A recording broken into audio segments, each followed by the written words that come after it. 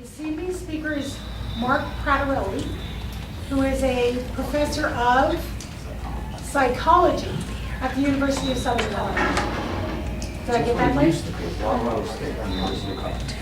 Colorado State University? Oh, cool. So he's a professor of psychology at CSU Pueblo. And as you can tell, my ADD is kicking in. And I created a title for his presentation tonight, which is not quite really what he was going to speak to, but he's been gracious to adapt. So you all must know what the title is, or you would not have come this evening. But it is Religion Bad for the Planet, and I think his line was really Religion, Environment, and the Cost to Human Freedom. I think that was his original title. So, Marc.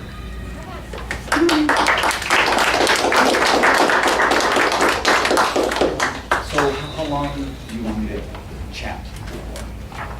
Oh, we generally, 45 minutes or so, and then we do a lot of Q&A. People generally like to ask questions.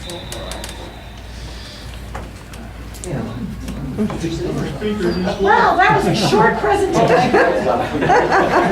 Okay, so 45 minutes. This is actually a little bit different. First of all, thanks for inviting me. I appreciate it. It's always a lot of fun to chat with people that are non-academic for the most part, although some of you might be academics. Typically, people who aren't academics have an entirely different insight into things scientific or perspectives, especially when it comes to things like religion. So this is a little bit different for me for two reasons. That's one of them. And the other one is that the topic I'm going to talk about, and when the issue of freedom came up, it turns out it's something that I've thought about for a number of years. And in my particular field that I specialize in, and I just verified this a few days ago by getting on the internet and putting up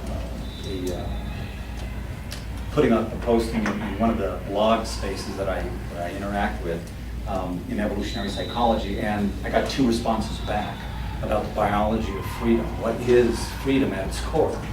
Although many of us actually talked about it in the cognitive neurosciences. So I think it might be helpful if I just really, in like 2 minutes, describe to you where I'm coming from as a scientist, and then you'll have a better flavor for how I got to religion and environment issues. Okay, so I'm trained originally as a cognitive neuroscientist about 20 years ago, as it's part of psychology, obviously. So I used to teach a lot of classes in physiological, neurobiological psychology, things like that. And within consciousness was one of the things that we often studied. My specialization then was brain and language. I was interested in how people constructed language and imagined thought. Because one of the things that we uniquely do, right, is that we talk to ourselves. We're not schizophrenic. We just naturally talk to ourselves. It's okay to do that. So from there, though, I've been a lifelong environmentalist from when I was very, very, very young. And so it took me a good 15 years probably before I finally figured out that it's okay to blend my personal convictions and interests with my scientific ones. So it just so happened that about 1992, a new area, a new discipline opened up. It's the most recent discipline that opened up in psychology. We call it the latest micro-revolution, and that was the revolution called human evolutionary psychology, which basically means, sad to say in a way, what Darwin did for biology and medical sciences and things like that 160 years ago finally happened to psychology, which is ironic because if you think about it, one of the more famous, in my opinion, more interesting books that Darwin published had to do with emotions in man and the natural selection of humans, how we got to be humans. And yet it was pretty much ignored by psychology for the better part of 140 years. So anthropology came along pretty quickly. They got on board pretty quick. But it took psychology until about 1992, roughly. There was a few early folks that were on top of it, but really in 1992 the first book comes out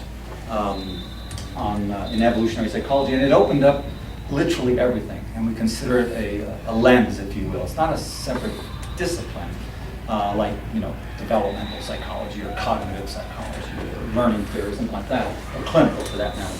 It's a lens. We view it as a set of glasses that much like in evolutionary biology, we see the entire world, the entire spectrum of human behavior and thought through this filter called natural selection. In other words, there's a good reason why we think the way we think and the way we behave, and where culture comes from. And in fact, one of the conclusions that's still very controversial in psychology, because the old timers are still dying off and retiring, and it's hard to bust that old way of thinking, is the idea that culture is entirely manufactured by our biology.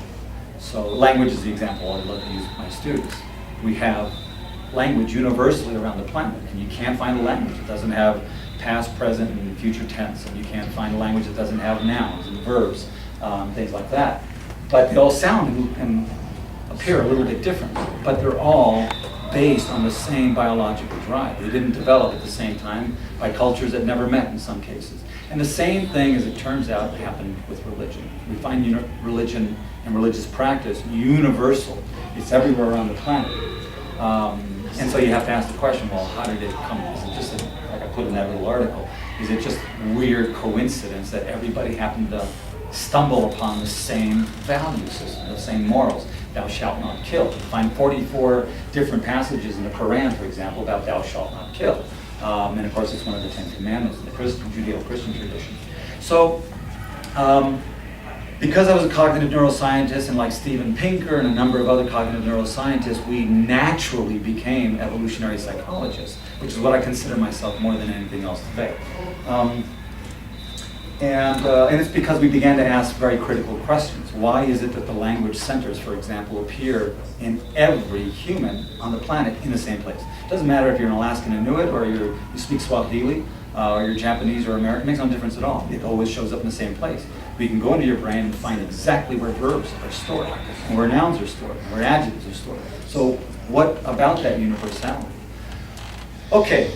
So then what happens to me is that I'm a longtime environmentalist and conservationist, and I began working about 12, 13 years ago, thinking about, from the evolutionary perspective, why is it that we're destroying the planet? What is it about our consumptive behavior, our desire to prosper and to overconsume?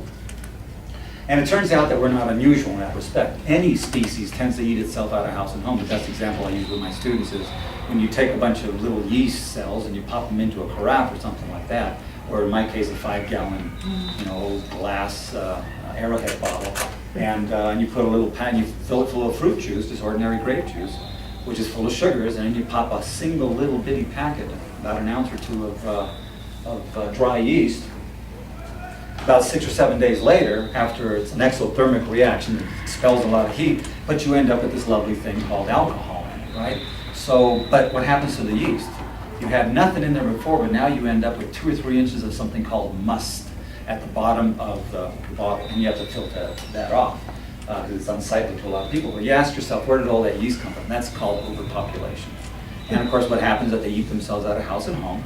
It's a fixed, limited system. It's contained in a bottle, much like planet Earth is contained by space around it. So it is a finite system. And of course, it only takes the yeast about 7 days to die off. In our case, it may just take a few million years to die off. And that's apparently what's beginning to happen to us, unfortunately. Unless, of course, we have some brains to try to wiggle our way out of the situation. But if Rio plus 20, which just happened about a month ago, is any indication, things are getting worse before they get better. What? So, Rio plus 20. Things are getting worse before they get better. Rio plus 20, if you're familiar with the Rio Accords, about 20 years ago, right? That was the first time the planet, literally United Nations, organized a conference on what do we do about overconsumption and overpopulation and all these problems that are leading to the literally eating up our house and home, much like yeast do with the sugars, the finite food resources that they have inside a bottle or a cask or whatever it happens to be. So we're essentially, it's a reasonable model. Even though we're a little bit more intelligent, we don't actually demonstrate that kind of intelligence any more than a yeast cell does. So the yeast cell just blindly, unconsciously, I'm not going to say a yeast cell has conscience, okay? It doesn't have a nervous system like ours, certainly. But it does beg the question, if they're that stupid to eat themselves out of house and home, and we profit from it, then what is it about us with this massive brain that we're doing exactly the same thing? And we do it on an unconscious level, as we're going to find out. Okay, so 2 two things become important to me in terms of this topic. I'm interested in religion and environment specifically. I'm interested in a lot of other things. 3 books I've written so far having to do with a variety of different attributes related to why we consume the planet, why we're eating it up, and we don't seem to care that there is a problem in the end, okay, a long-term problem. We are designed, like all other species in the animal kingdom, to be short-term thinkers. In other words, we're only concerned, and our species, for example, has always been concerned with short-term gain. That's the way we were evolved, that's the way we were designed, that's the way it happens. Unfortunately, all you needed to do in the old days was make it to the end of the day, make it to the end of the week, or make it to the end of the, at best, some of the anthropologists tell us that what we were concerned about 10,000 years ago was making it to the end of the season.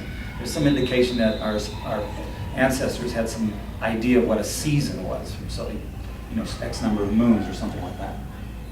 So the point is, though, that that's short-term planning. There was no planning for college educations or retirement or anything like that.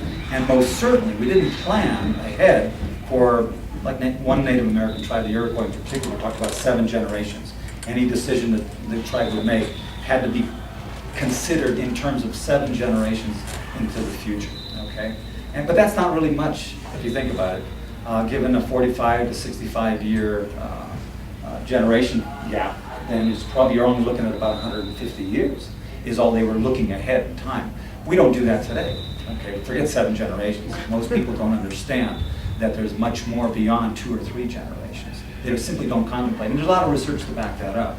If I asked you, for example, well, actually it wouldn't work here, would it? With my students, it works great. If I tell them, because most of them are, 20 years old or 25, what have you. I said, okay, I want you to imagine your children that you're going to have someday. And then I asked them to write a little, short narrative, just a few sentences. What are your children like? And they kind of imagine their hair and their demeanor and their, all kinds of things like that. They're going to specialize in this, and they're going to be soccer players and all this kind of wonderful stuff. And I said, okay, fine, so your child grows up, all right? And 20, 25 years later, they have children. What are your grandchildren like? And I asked them to write a little narrative. And we do the same thing with their great-grandchildren, okay? Because most of us will live to see our great-grandchildren. And what's interesting is that the research shows that with every subsequent generation, it becomes more and more and more abstract. The details about what that little person will be like, become more and more abstract to us. The point of that is that we don't have a conception, a tangible conception about distant generations. So why would we care? All right? I'll give you another example. We were doing a study about, it was published in 2007, but one of the 50 interviews, we had 1,000 and some subjects in that survey study, and we interviewed 50 of them one-on-one for about 30 to 45 minutes. And one fellow in particular that I was standing back watching one of my students interview him, they asked him about his recycling habit. Do you recycle at all? And he says, oh yeah, aluminum cans, that's only because they pay me. And this guy identified himself as Christian, among other things, and he said God was going to provide, so he didn't have to worry about a planet disappearing. He thought that was all a bunch of BS. The scientists are making it up to have something to do. Yes. So they asked him, well, aren't you concerned? Their responses, students had all these canned responses. Well, when you get something like that, you ask the gentleman, well, aren't you concerned about the planet you're leaving for your children and grandchildren? He says, no, that's their problem. And that turns out, you may laugh, but that turns out to be a very prominent way of thinking about it. It's my kid's problem. If you think about the deficit that we're rolling over year after year after year, it's because the politicians' half-life is only really the duration of their careers. So why should they care? It'll be pawned off into the next election cycle. And so nothing really ever gets done. Nothing really gets done. We were talking about Rio plus 20 a minute ago. Even George Bush showed up at the Kyoto Accords 10 years ago, but Obama didn't even show up last month at Rio. And Rio was supposed to be it was a real big deal because 20 years later we made some progress. They thought nobody showed up. Yeah. What this suggests is reacting to crises. In other words, we'll be in stasis, keep doing the same behaviors until we hit a point of crisis. Right. Then things will forcibly change. Right. There's one thing you can count on, that nature forces us. When you run, for example, go back to the yeast, when they run out of sugars, they die off. Okay, and there might be a few yeast cells left alive, kind of holding on, but waiting for a little bit more sugar, and that's what you usually filter off the must, and you put in, fresh sugar and stuff like that, and they start to grow again. And that'll probably what'll happen. It's called culling the herd in biology. Okay, you just find some way to removing. We got over 7 billion human beings living on this planet as of Halloween last year. That was a very famous day, October 31st. The United Nations announced we're officially at 7 billion people and counting. Okay, but we're going to lose a bunch of them in the near. When I say near, we're talking probably between 2030 and 2050. There's going to be a major culling of the herd. Whether it's through war, or pestilence, or some rogue virus, who knows? But we're going to be seeing a culling of the herd. That's just, otherwise biology's principles and Darwin's principles don't apply. And if any of you want to argue that, that's your business, obviously, but we haven't found a violation of any of those principles of evolution yet. So there has to be a culling of the herd at some point. Unless, of course, you figure out some clever way to put people in space. That's one of the crack-ups I have about Stephen Hawking. As brilliant as this man is, his argument is we should put all of our money into the space program to colonize Mars, because we've already ruined this planet. Well, the logic there is, wait a minute, if you send the same brain to Mars, what's it going to do? Exactly what it did here, so, yeah. I was reading some, and I don't know if you want to be interrupted. Oh, no, absolutely. I was reading something the other day about research on Monsanto and the effects of the hormone disruptors that are in the pesticides and things that they're creating. And they're finding that by the 7th generation, the males are all sterile. So we'll do ourselves all in by the 7th generation. Yeah. It's unfortunate. Yeah. Before we get too far from what you were saying, in my continuing quest to become known as a crackpot theory person, I have a theory that we've entered a new epoch. Epoch. Epic, okay. BC AD AE, which is after evolution. Okay. The reason I say that is because evolution was conceived as in a natural system. Mm-hmm. And it is no longer a natural system, it is a man-made system. That's a problem, because what is out here, okay, this building that we're in, this is entirely biological. This is entirely natural. Owls make nests. Oh, no. Okay? No, that's not what Birds make nests. We dig holes. They dig holes. Spiders dig holes. So what we do as a species, you may think of it as artificial, but that's really anthropomorphism. You're just saying it's also the term in sociology called exceptionalism. We're special and different. But this is what you see out here, what you see around here. This is natural. That's what we do. We innovate.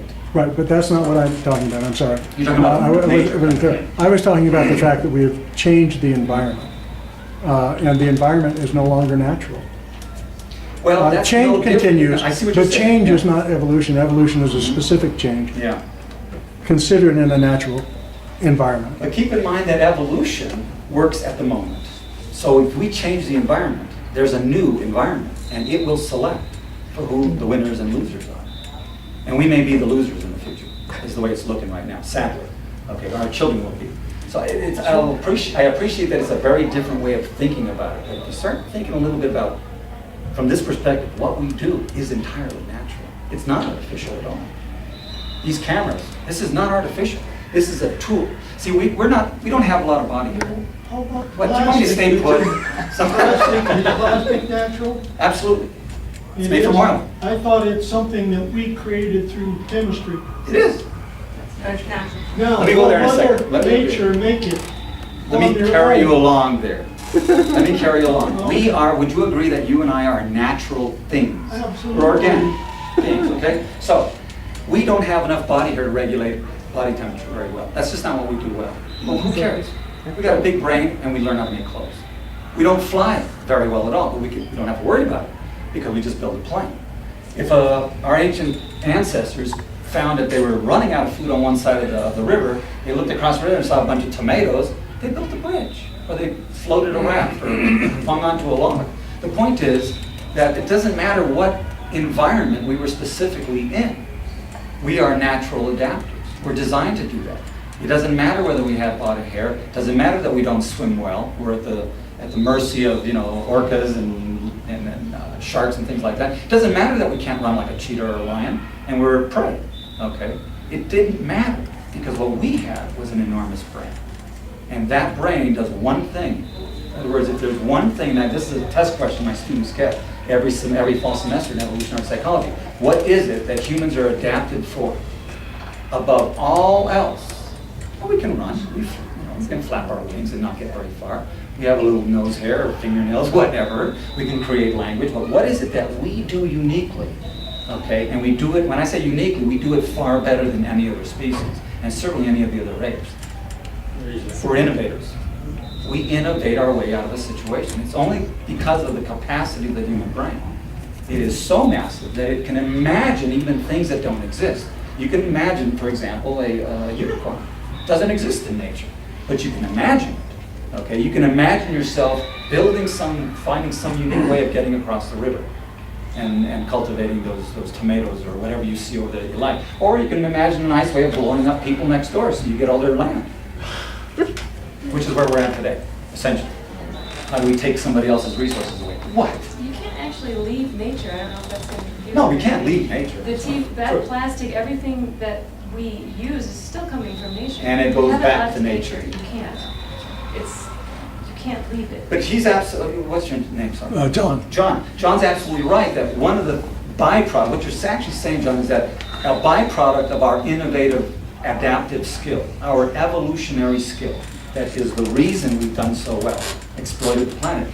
A byproduct of that is that we are destroying the planet because we're taking natural resources, recombining them in new ways, and some of those ways happen to be very toxic and very dangerous. And that's problematic because as we do things like this, not only are we eating up resources, we're also destroying other habitats. My first book, in fact, 10 years ago now, is Niche Bandits, was cleverly, we came up with that title with the editor because that's exactly what we do. We're the stealers of other niches, of other ecological niches, of other species, and essentially we drive them to extinction.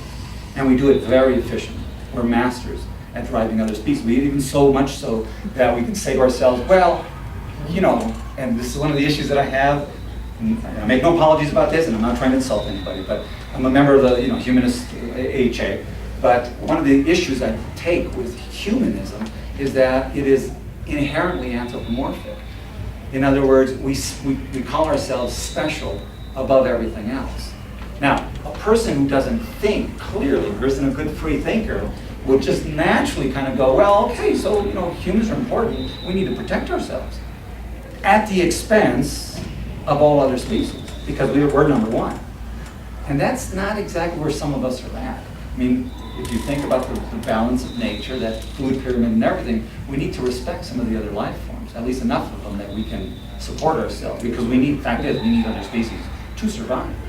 So it's not something it's not a negative thing, it's just that it pushes you in a direction, and I've spoken to so many people that think, that I have to point out to them, you realize what you're saying. You're saying that we're inherently exceptional and special, and therefore all else is irrelevant if we don't exist. It's kind of going back to Jean-Paul Sartre or any of the existentialists, that nothing exists unless we exist. There was no such thing as nature according to Sartre. Okay, unless there was a human to perceive it in the first place. Well, that's kind of silly.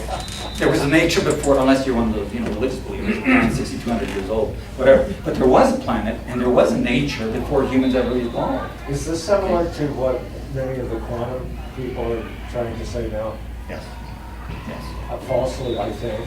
But I don't know about well. in my gut feeling, at least. Yeah. I read a little. I know where you're going with that. So I've read a little bit about it, and I'm not confident enough to talk about it right now. But I understand. It's an interesting idea, though. Well, Yeah. What I think he was trying to describe Yeah. with his after evolution thought Mhm.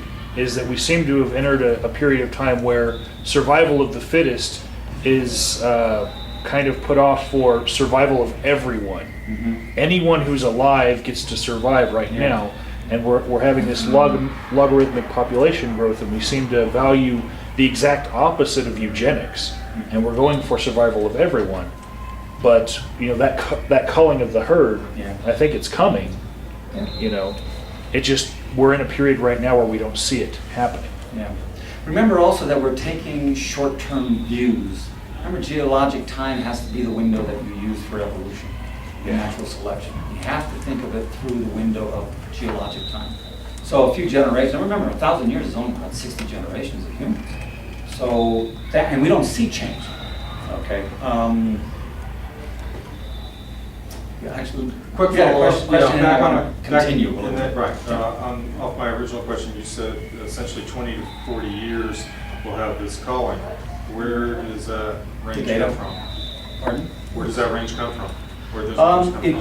I use the number 2030 to 2050 because for, when we look in terms of when their climate scientists are saying we expect to hit that tipping point, where too many people, not enough food, not enough surface area to grow stuff, the planet heats up so much that you generate this incredible positive feedback loop, and it just gets hotter and hotter and hotter. More desertification, less forests, it's the whole feedback loop. It used to be 2050. The projections they made up to about the year 2000, they said 2050 at that current rate that we were growing and consuming. And the consuming was getting worse, especially when you consider that huge populations like China are increasing their rate of consumption. And where is everybody going? India, China, all these countries are going, they're trying to approximate or emulate our standard of living. Okay, it's called the Baywatch effect. Because Baywatch used to be, I don't know if it still is, used to be the most popular American TV show broadcast around the world and viewed by more viewers. Nobody watches it here, I don't think, anymore, but it's viewed all over the place. And people imagine having, you know, a wife with a big boob job and a car and a sports car and a handsome husband or whatever. You know, they have all these wonderful things. Everybody wants that. And who wouldn't? Steven Pinker says in one of his books, I think The Modern Denial of Human Nature, he says that anybody who looks at their next door neighbor and sees that they're living better than they are would be an idiot if they didn't want to emulate that. So better health care, better anything. So what happens is that they projected that 2050 was about the tipping point when all the lines lined up. But now, and when I say now, just in the last probably, it's 2012. So in the last 4 years, since about when Turner's article is an Australian scientist, Turner, how many of you remember the Club of Rome and end of, what was it called? The Limits to Growth. Okay, very famous book that came out in 1972. And they had all these projections up to about 2050 or so. And those projections are pretty much still online, unfortunately. And what Turner did is he just took all the new data that was available, same metrics that were used by the Club of Rome, and he extended them from 1972 to the year 2000. When he published in 2008, it was, I think he had data through 2006 or 7 at the time. And what you found is that from 1972, the exact, it tracks exactly what those supercomputers predicted in 1972. And they were lining up for 2050 being the time where we hit that 2 degrees Celsius mark, that desertification just goes crazy, sea level rises begin to accelerate because you've melted so much of the ice caps, etc. You know the whole story, okay? So I don't have to go into that. But now what's happened because of Turner's work, they're saying, well, the trajectories are starting to separate a little bit. And they're separating in the wrong direction. In other words, it's not going to be 2050. We're looking now, they're saying 2030, by the time we have too many people and not enough food, too much desertification. What Turner is this? Graham, I think it's Graham Turner, G. Turner. If you leave me your email address, I'll send you the link to the article itself so you can just download it. It's just a PDF file. So it's Turner 2008. And I think he's got Limits to Growth in the title. So if you pop that into Google, you'll find it. Okay. I'm pretty sure it's Graham Turner. He's an Australian fellow, like I said. Anyway, and everybody's pretty much, at first there was a lot of dispute, but 4 years later now, you know, Bill Reese, myself, and a number of other people are saying, you know, this guy's spot on. And the numbers are, 4 years later, in fact, he's published, I think, a couple of little blog things on the internet where he says, I've added 2 more years of data, and it's still it's tracking exactly where it's supposed to be going. And the bad news is that we should be starting to look at 2030. You know, that's 18 years away from now, right? And that's not good news. So what we'll start to see is more wars over resources, more water wars, more oil's going to become a big issue because we're well past the tipping point there in terms of the peak oil. So the last article I read on peak oil is that if you take the entire amount of oil that's been sucked out of the earth, okay, over the last 150 or so years, and you simply double it, there's not enough space to put twice that much oil. So we're easily past peak oil. So we're on a downturn. So I saw a hand up. Yeah. Are we capable of innovating our way out of this scenario? Good question. That is an article that Bill Reese and Bill Reese, by the way, he's now retired, but he's still working and writing. If you've heard the term ecological footprint, he's the guy who invented the ecological footprint analysis, William Reese, up at the University of British Columbia in Vancouver. And Bill and I are working on, we both have an interesting pet peeve. He's a population biologist, ecologist, well-trained in statistics, and so am I. And so when we got together, one of the pet peeves that he and I have is this delusion, this myth, and it's becoming worldwide, especially popular among politicians, that we can simply innovate our way out of the problem. And unfortunately, it's driven by a lot of old-time physics professors that are now retired. They're also, sponsored by the Heartland Institute and places like this, who are also funded by Exxon and Mobil and corporations like that. And so they want people to think that, hey, it's not a problem, you guys. We're going to invent something. The problem with that logic is this. I'll try not to spend too much time on it because I want to get back to the freedom issue, which I haven't even touched on. It turns out that if you study the history of innovation, of technology, whenever we invent a technology, then we have to invent another one to patch the old one. Okay, so you invent cars and they're a problem. They're too heavy, they kill people, we invent a lighter car. But we invent a car that pollutes, and we invent another car. Right now, if you own a hybrid, like a Prius or something, the research shows it takes 5 years. You have to own it and drive it 5 years before you begin to save the environment. And the reason for that is because that technology, for lithium extraction, processing the lithium, building the batteries, that technology is very toxic, very carbon intensive. Okay. The other problem is some interesting psychology research that it turns out, and those of you who own a Prius, it may not be you, because we always like to say it's somebody else, right? That when you buy a Prius or a Honda Civic hybrid or something, it turns out that the psychology of it is that people seem to think, I've done my part. Guess what? They start driving 1.5 times more than they used to. Which now you're only saving the planet by 1/4 instead of half of what you consumed before. They think, well, I'm doing well by the planet, so I'll just drive a little bit more. And that's not, you're still consuming gasoline and stuff, so you're going right back to where you started. To finish that analogy, if you were to drive twice as much as you did before with the Prius, you haven't saved anything, because now you're consuming the same amount of gas before. Arguably, you're going to twice as many places, and you're consuming twice as much as you were before, right? So there's a whole bunch of the logic fails when you think about, we'll innovate our way out of the problem, because every subsequent generation or iteration, if you will, of the technology has its own problems. And we simply haven't been able to get to a point where we have a truly clean technology. I heard a talk once by an Italian fellow who said, yeah, but if we went totally nuclear, we would solve that problem. It's carbon-free and stuff. That's true, but it does build other problems. Now you have a safety issue, and the problem of nuclear waste, disposal, all these other kinds of... The point, you see where I'm getting at though, is that the mythology is that we've always been able to patch something, because that's in fact what we do. We need a better chair, we make a better chair. We need a new technology, smaller and lighter, this digital camera, we build it, okay? We always seem to patch it. We need heart transplants, we make a new technology and we figure out, we practice it on pigs and we do it on people. Everything seems to work. The problem is that if you track the carbon-intensive technologies in particular, okay, energy technology and stuff like that, you run out long before you actually solve the problem. Good example is these towers that we're building for the windmills down in Pueblo. That Vestas has the big tower plant down there. Turns out that that's a new technology, it's wonderful stuff, but guess what?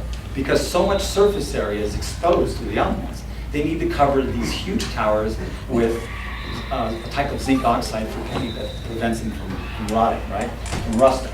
But now, guess what? I'm told, this is just recently, I heard this about 2 or 3 months ago from Jane Fraser, the engineering professor that looked into this. Turns out they're now looking at a zinc, looking extinct. They're depleting the zinc reserves that exist on the planet. And so here's a new technology that we may go the way of the dinosaur if we don't find a replacement for zinc oxide, which is in the paint, that prevents the towers and everything else from rusting. So we invent a new wonderful technology that can generate, one windmill I think can support how many homes is it? Like 90 homes or something like that. I think 90 homes with 4 people per home or something like that. I don't remember exactly the numbers, the statistics. So, but you end up building a new technology that then compromises you in a different domain. The problem that we're looking at right now with hybrid vehicles and all electric vehicles is the battery technology.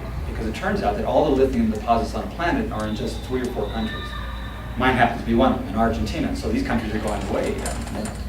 So they're going to start to jack up the price of lithium because we don't own any lithium in the United States, basically. Very little, let's put it that way. Not enough to make it commercially viable. But in Argentina, Bolivia, Chile, places like that, there's lots of lithium. Well, they're starting to control the export of lithium now, selling to the highest bidders. So we end up with all kinds of economic ramifications and technological ramifications and ultimately social ramifications as well. So, I mean, if you buy a Prius now, I hope it doesn't go this way, but if you buy a Prius now and it takes you 5 years to value it, let's say, in other words, to make it valuable, in terms of the environment, the Prius may not be worth anything in 5 years if you can't get enough lithium to rebuild the batteries, unless we shift over to a new technology. But that means we're going to have to exploit some other resource. Remember, this is a finite planet. There's only so much stuff that we can use. And eventually we're going to run out of resources to invent stuff with. Although, to be fair to one of my students, and I don't have a good response to it yet, I'll accept this. Nanotechnology may be interesting, but that's Star Trek stuff. It's still not commercially viable at a level that we can start, like in Star Trek, you walk up and you ask for a ham sandwich and boom, it pops up. It invents it out of the few molecules around it, right? You're not going to invent the energy for your house by just saying, punching a couple of buttons and say, I want some coal, just enough to fuel my home for the week or something like that. It's just not, we're not there, we're nowhere near that. Yes. The question was, she spoke out, can we innovate our way out of thinking this way? You want the short answer or the long answer? The short answer is no. There isn't any evidence. We're doomed. We think I wish I had better As a news for species, you. we The are- reality is, if we look at the data, and I'm a scientist, and I did my sabbatical in Florence, Italy, in the Anthropology Institute there with Brunetto Chiarelli, who was, years ago did some of the best work in that area. And he said, look, there isn't any evidence to show that we've ever backed out of technology. No case in history, except one obscure one, is some king 500 or something 500 years ago that voluntarily said, we're not going to use this because it hurts people or something like that, but then when they went right back, started using it. But never in history have we backed out of the technology. And look, you were saying something about we're now preserving people who ordinarily would have died, People who would have died at 14 years of age, because 14 years of age, they would have died from Down syndrome because of the heart defect. And they're living to have children themselves. And I'm not saying that's a bad thing. I mean, wouldn't we all say in terms of freedom, an organism has a right to procreate and do what it wants. But what are we doing to the planet if we're just saving more and more and more and more people? I've brought students to tears, by the way, in my evolutionary psych class, and we talk about things like that. And then I say to them very quickly, but if you ask me, would I deny my own child, I have 2 children and now 3 grandchildren, would I deny them life-saving medical technology in the name of the planet? No, I'd be an idiot to do that, because I have to think about my own. Do veterans start large scale with DBT, or are you thinking of? No, I think it goes way back before that, so, and on a smaller scale, it goes way back. So the short answer is no. There's no empirical evidence to show that in the history of our species, we've ever voluntarily broken that myth and said, it's time to just stop. There are some movies, by the way, interesting, some science fiction movies where there's a utopian society, and we decided to what was that one? It's about 30, 40 years old now. Logan's Run, where they voluntarily, I think at 25 or 35 years of age, you went into the carousel and you would die, right? You went up into this thing, nobody ever saw what happened to them. Of course, they were just being regurgitated and spit out as a plant food, I don't know what it was exactly. Or Soylent Green, right? Remember Soylent Green? They're the same kind of idea there. We're not going to do anything like that. We just don't have the political will to pull that kind of thing off. And by the way, I'm not dreaming of that either. So, yeah. Well, if there's no breakthrough in technology, as seems like there won't be, then I don't think there's enough people who can make a difference. What would be the solution? If something bad would have to happen to change the mind. I think the ceiling is only more possible. You bring up an interesting point. I use the lemming analogy.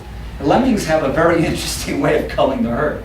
They grow, and these are little rat-like guys. I don't know. I've never seen actually a lemming in my lifetime, but I imagine they're around. But these lemmings, they breed and breed and breed like flies, and you just end up with a bunch of lemmings. And of course, at a certain point, they realize that they've stressed the resources. There's not enough grasses and seeds and stuff for them to eat. So apparently, something in nature over evolution has triggered this. When they get to this point of anxiety, if you will, okay, this is kind of the point of anxiety we're getting to now. The stressors of living in big cities. And you see some of the byproducts right now. It happened in Aurora. When you have too many people, and you're also increasing the frequency of the nutcases, okay? And so you're gonna have more of that kind of. So what the lemmings do, they have a unique solution to it in terms of evolution. It triggers this, apparently some kind of a steroid or something in their brain through the pituitary gland, and they all stampede. And they run toward a cliff. And about 50% of them just run off the cliff and they die. There's a big mountain of lemmings at the bottom of the hill. I guess somebody's eating them. But the rest of the lemmings turn around and they walk home. And they do the whole thing over again.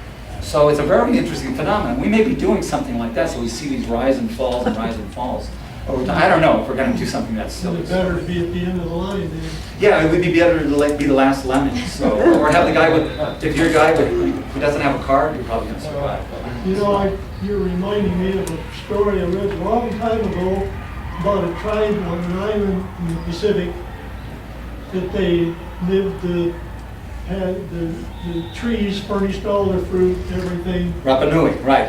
And Yeah, right. these Easter people Island. lived well and didn't have to do any work because the trees furnished everything. Right, until But the tribe kept reproducing until there was too many, there wasn't enough food. That's one of the So popular the thing of it is theories that of they what happened did there. there, even though they didn't disagree with each other, they would choose up sides and have a war. So the population was cut off and cut in half, and then they would stop the war and go on living again. Isn't that one of the, I don't know if any of you thought about What this. you said Yeah. just reminded me of that. You know, one of the ironic things I find it ironic that as much as I detest people like George W. Bush, some of the things he was doing was actually working in our favor. For example, the first thing he did in 2000 when he became president is he eliminated all funding for Planned Parenthood in Africa. It was only about $150 million. But what does that mean? Now the Africans are going to not have that opportunity to use family planning and birth control. So we're accelerating the decline. In other words, we're moving toward that cliff, if you're a lemming, so to speak, closer and closer to that precipice. So in a way, he's doing us a favor by moving us toward exactly what's going to cause that catastrophic collapse, and then we'll hopefully, reset the clock, so to speak. So that's I don't like thinking about it in that way. A lot of what he did, also more war. He was culling the herd, wasn't he? I mean, in Iraq during the first 5 or 6 years of the Iraq War under George Bush, we killed 150 civilians and insurgents. All taken together. That's the last time I saw statistics, so I'm sure it was higher by the time that war ended, and same thing with Afghanistan. Well, hey, there's 150,000 people that aren't breathing. So that was helping us as well. Okay, but that's not a very enlightening way of thinking about it, is it? I mean, it's working in our favor, but it's not a good way of thinking about it. Country in Southeast Asia where over 1 million people were killed. The Indonesia Laos with or the something like that. That was during. Pol That was Pot. during. Yeah. Pol okay, Pot. yeah. And boy, they got rid of a whole mess up there. Yeah. I don't know whether that was on purpose or not, but. Yeah. Yeah. I'm really interested in your thoughts about this connection to freedom and religion. Thank you for pushing that. Back on the track. Okay, so what's freedom got to do with religion? It turns out that from a purely biological perspective, and when I say biological in terms of humans, I mean neuroscience, neuroscientific, neuropsychological. It turns out that any organism has one thing to do. In fact, if you want a meaning of life, there is one definitive meaning of life that that almost any biologist will agree with you on, and that is there's only one thing for an organism to do, and that's to procreate. If the integrity of a species is only by virtue of that organism's ability to continue to produce more of itself. So, how do you get an organism that has will to do what it's supposed to do. Whether it's unconscious will, and they do it blindly, and arguably a deer doesn't know that it's trying to procreate, it's just doing what deer do at an unconscious level. But humans and a lot of other species, look at chimpanzee for example, they make choices about who to breed with. They have mate selection strategies, all this kind of wonderful stuff. So an organism has, in order for it to survive, the example I use with my students is there might have been sometime in the distant past an ancestor of ours that could hold his breath and kill himself. Well, that's just not very smart. Because anybody got pissed off would just hold their breath and die. And of course, you try to do that today, what happens? You fall over and you start breathing again as soon as you pass out. So evolution saw fit to remove those things that were toxic to that meaning of life, surviving. So we have a species, like all other species, that have a version of belief in freedom, a thought. In other words, the integrity of myself, me, the organism, and Marc Pratarelli in my case, I want to survive. Now, at an unconscious level, maybe I want to procreate or something like that, or maybe I don't, because there's a lot of people who don't want to have children, right? The point is, though, none of us is designed to kill ourselves. We're designed to move forward, okay? Now, how do you move forward? If not by saying to yourself, I can make choices. I can decide to kill myself, walk in front of a truck, or I can decide not to. Now, we have a unique skill for doing that, something that evolved in us, and it's called consciousness. Okay, now, like I tell my students, you may be a Drosophila fly, you only have 75,000 neurons in your entire, exoskeleton and body. And all you really know the differences between good poop and bad poop and how to fly into a wall and bounce off of it and fly somewhere else. So that's what flies do. But if you're a human with 100 billion brain cells, with an uncountable number of trillions and trillions of connections to other cells, what are you designed to do? You're designed to exercise this phenomenon that we like to call consciousness. It's the perception of the self. Now, what does consciousness do? It turns out when you reconcile everything that consciousness can do, you see these long-winded definitions. Well, it's a perception of environment and stasis and a perception of self and all these kinds of wonderful things. That's beautiful. But the point is that consciousness does one thing and one thing only. In the end, it allows you to exercise choice. Okay, I can look at a situation and decide I want to run away from that, or I can look at that situation and say, I can exploit this. I can build a better camera or something like that. And of course, the ultimate end, right? It's a means to an end. Consciousness is a means to an end. And that end is the meaning of life. It is to survive. To survive specifically long enough to reproduce yourself. Okay? So what is consciousness then? Turns out one of the things that consciousness produces, I said, what is consciousness? What does consciousness do? What's its byproduct? Because everything has a byproduct, as it turns out. Sometimes multiple byproducts. Turns out one of the byproducts of consciousness is that it allows an organism to think about itself. Now, is anybody here a psychologist or trained in a bachelor's degree maybe in psychology? Because if you had an intro psych class, a general psychology class, you may remember this. What is a human, or a dog, or a puppy, or a cat? Doesn't make a difference. What is an organism that loses entirely its perception of freedom? What do you call it? Do you remember? When an organism, let's say you take a puppy, I'll give you an example. Take a puppy and every time it comes near you, you slap it. And it wants to play, bingo, you hit it right on the head. So, what is it? The booby prize. Learned helplessness. It's the exact opposite of freedom. If you learn that there is no point in getting up in the morning because it doesn't matter what you do, all right, it just isn't going to work, you simply give up. All right, and it's not a survival skill. Most people who learn excessive learned helplessness simply aren't viable. All right, they don't date, they don't reproduce, they don't do much of anything. So we tend to avoid learned helplessness. So the opposite of that learned helplessness is what we call freedom, what we commonly know as freedom. In other words, myself as an organism, I can look around me with my consciousness and say to myself or think, and I don't even have to say it, I can do it entirely unconsciously. This is that drive to survive. I have a choice, and I want to mate, I want to do this, I want to build a home, I want to have a place that's secure and I can be safe in it, I want to raise offspring, I want to be concerned for my offspring, I want to, have a bank account, and put them through college, whatever it happens to be. That is the exercise of choice. And that choice is predicated on a belief in freedom. Whether you believe it consciously or not is irrelevant. Okay, but an organism, whether it's a rat or a human, has to have a sense of identity where it understands I'm unique, I'm different, and I can do something. The opposite, of course, is learned helplessness. And you simply give up, and then you're not viable, and your species dies. You die along with everybody else, right? So freedom is actually an integral part. By the way, when I did these, I've been thinking about this stuff for a number of years, and that's why I was hoping to get some feedback from you. There's no articles, there's nothing published on this, nothing in neuroscience, not a single paper on this topic.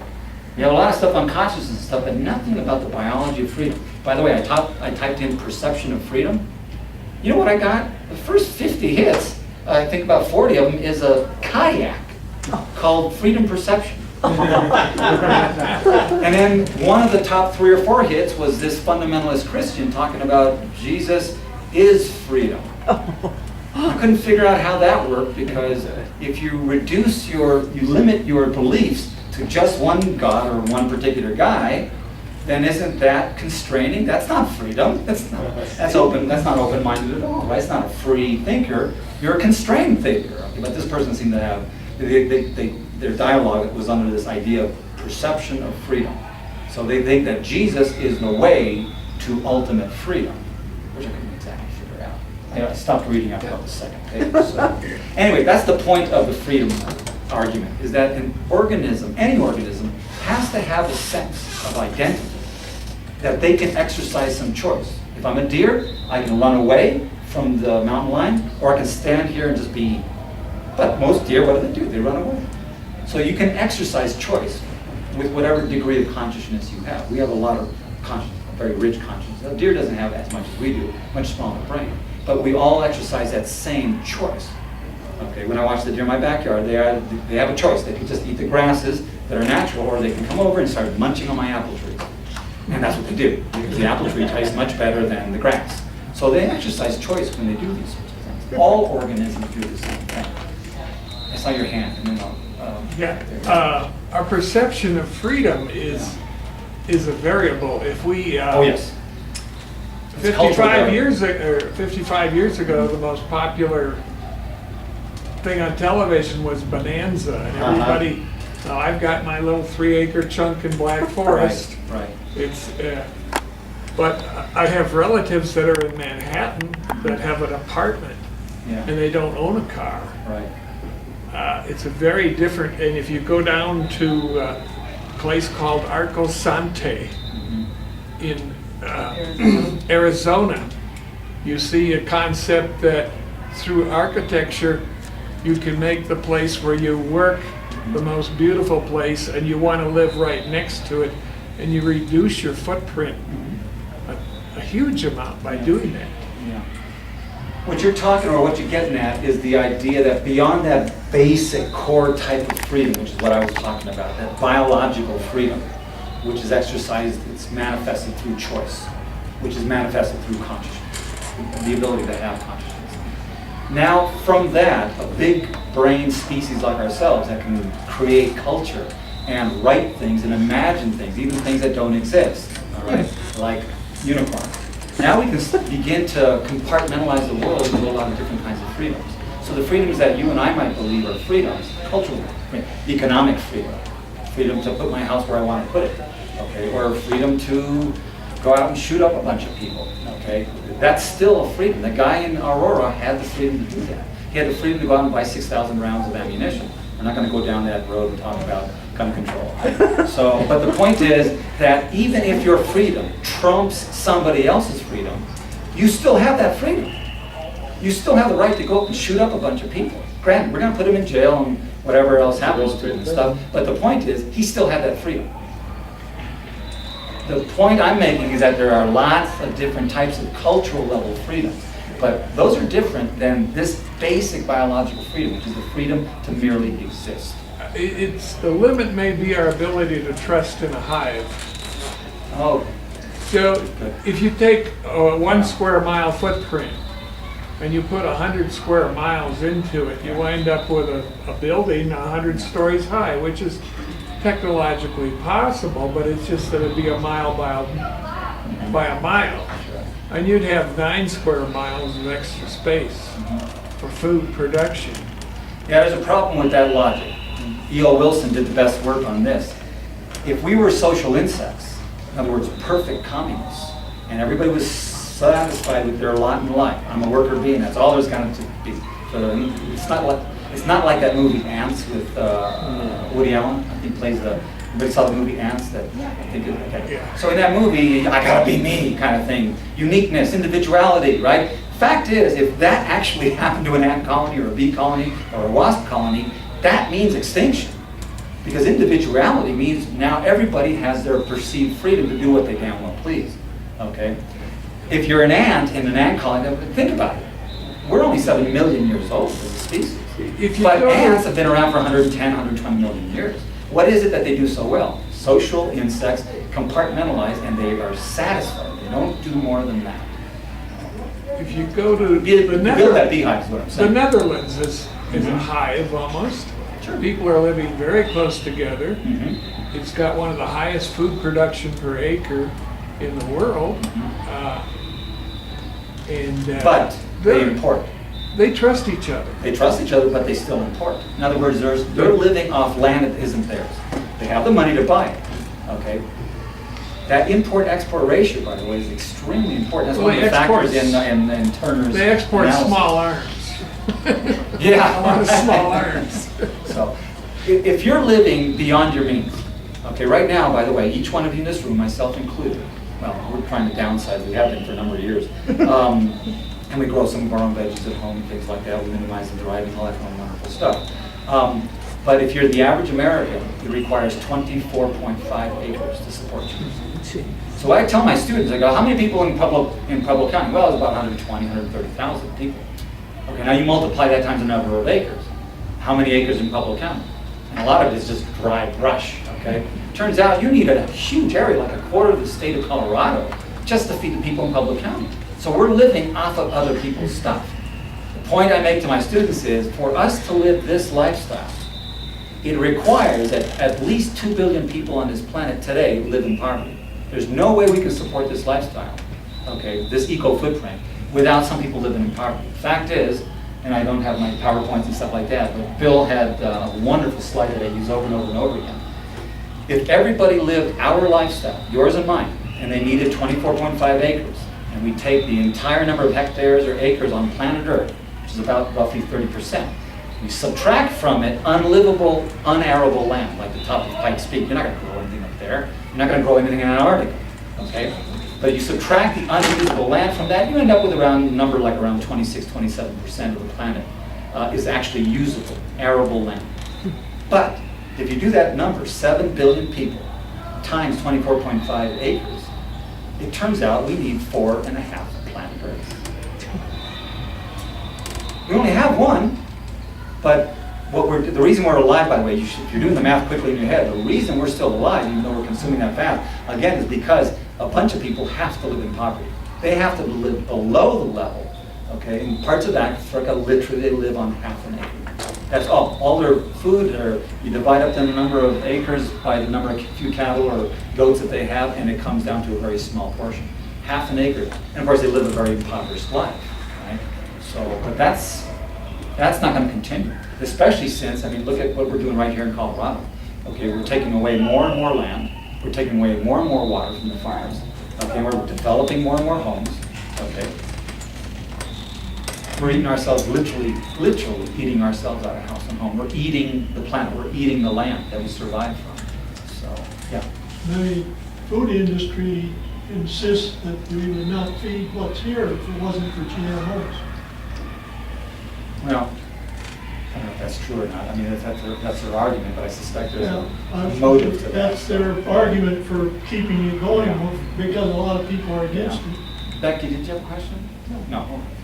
Okay, next sleep, Okay. religion. Religion. Okay, so my most recent personal evolution in my path to try to understand why we are the way we are and why we are doing what we're doing to the planet.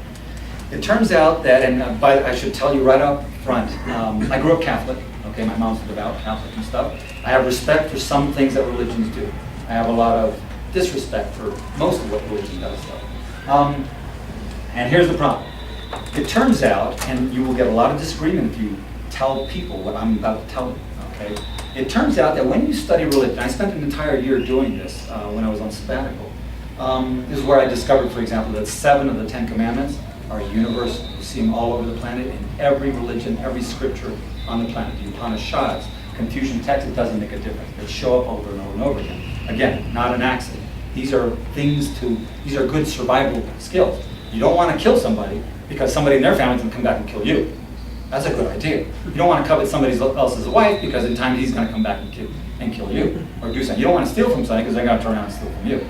All right, eye for an eye kind of philosophy. And in fact, we see the terms eye for an eye in almost every religion as well. So it turns out that there's one other universal property that all religions have. And if you think about it, it's so elementary and self-evident, is why we probably always missed it. It turns out there isn't a single religion ever invented or presently in existence that does not believe in prosperity. In other words, it's an engine for survival, which is why they prosper so well. In other words, religions themselves are doing very, very well. They may be dying off. I mean, their numbers may be, coming and going in different areas and different denominations and stuff. But that's really incidental. The numbers, in terms of big numbers, global numbers, the CIA comes up with and stuff like that, they're actually still growing. But the point is that what religions do, they're mechanisms, social mechanisms for encouraging people to survive. In Catholic Church's case, their reluctance to go toward birth control or to approve abortions and things like that, things that we desperately need to start culling the herd, intentionally, consciously, and humanely, they're not willing to do. So they're prospering to the point that they're overpopulating the planet. One of the comments that I made in the last book I wrote, Myopic Man, was that there's this a thing called Vision 2025 that the Vatican has been working on, spending literally millions and millions of dollars on Vision 2025. And what that's about is that there are 1,400 living languages in Africa today, still. Now, some of them are only spoken by a few hundred people. The point is they have about 1,400 living languages. And what the Vision 2025 is in the Vatican is they've hired tons of linguists. Okay, many of them are Jesuits. But they've fanned out across Africa, and they're converting the Bible, translating the Bible into 1,400 different languages. And so my comment, Myopic Man, was, this is not what those people need, and I hope these Bibles are edible, because that, they can get a taste for. But the stuff in the Bible, all they're going to do is eat themselves out of house and home faster than they're already doing. Yeah? They're actually everywhere. India, there's languages, there are like 200 people living, and they have people from Vatican, Bible translating. I know. And they have only like 1,000. What a tremendous waste of money and energy and intelligence. I was just reading Discovery. Might be National Geographic. One of those. That's right. I know the article you're talking about. Yeah, and it's exactly the same thing about everywhere. Yeah. We do think religion, and I've been one of the people popularizing this idea, this term, engine of extinction. Religion is an engine of extinction. And the reason is because it's populating the planet so quickly that we're eating ourselves faster and faster out of house and home. And what a dangerous social technology, religion. I mean, it's self-defeating because it has built-in safety nets. For example, one of the things that we got out of a lot of our surveys, and you've all heard people say this, that, I don't have to worry, because in the end, I mean, we've had people tell us, but that's already in the Bible, Dr. Pratarelli, in Revelations. There's supposed to be this big cataclysmic end. But I'm not going to be there because I'm going to heaven. God comes down, or Angel Gabriel or Sam, I don't know what his name is exactly, but he comes down and he picks the nice people from the bad people. Oh, man. So they actually expect it, and some of them can't even wait. So what incentive do you have to start going green? Yeah. None. In fact, you have the opposite incentive, have more kids. But they got to be good kids, right? Nice kids that'll go to heaven, sort of thing. So this engine of extinction that I call religion is nothing but a mechanism for pushing us to that brink of extinction on a biological level, on an evolutionary level. But remember, religion and evolution have never really got along too well. So they don't really care about that kind of stuff. What a dangerous social technology to have. A system that says, prosper, prosper, prosper. Compete, consume, Make right? more. Make more. We interviewed a Catholic pastor in Pueblo, Father King, who was on our side. He says, I totally appreciate, he says, he's well-read and stuff, and he says, he understands that we need to go green, and they're trying to become more sustainable within the Catholic Church, blah, blah, blah, blah, blah. He says, but Mark, he says, if I gave a sermon, and to all those people who in my parking lot, they have SUVs and big Explorers and what have you, he said they would just simply go somewhere else, where I don't compromise them. So he says, I can't talk about it. But he can talk about it in South America. Oh yeah, he And said in does. South America he can talk about Just it. not Right, here. right. He knows that he's doing that consciously. Absolutely amazing, yes. What motivates you to talk about this if you know that we are doomed and whatever you say means nothing?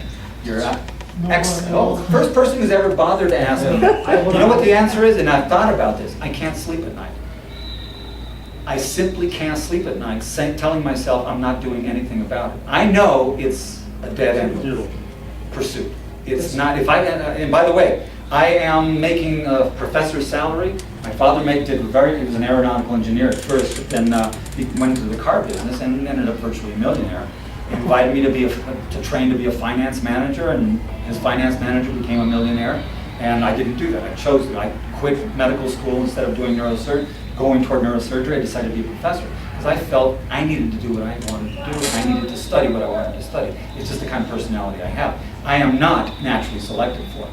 I have a son who's 30 years old, is not procreating, okay, doesn't own a car, and doesn't want to have much of a footprint. He barely owns anything. He dated a woman, I bought him a TV set for fun, a nice little flat screen TV, and he left it with the girlfriend. So what did I do that for, My point is, that's not naturally selected for. He's giving away material possessions, okay, that he can use to barter as, I'm a good mate, you want my jeans. I ensconced into my son every non-naturally selected trait he could possibly have, poor guy. So I love him dearly, and he's a very good person. He's a theoretical mathematician. Again, he chose a field that he will never make a penny on.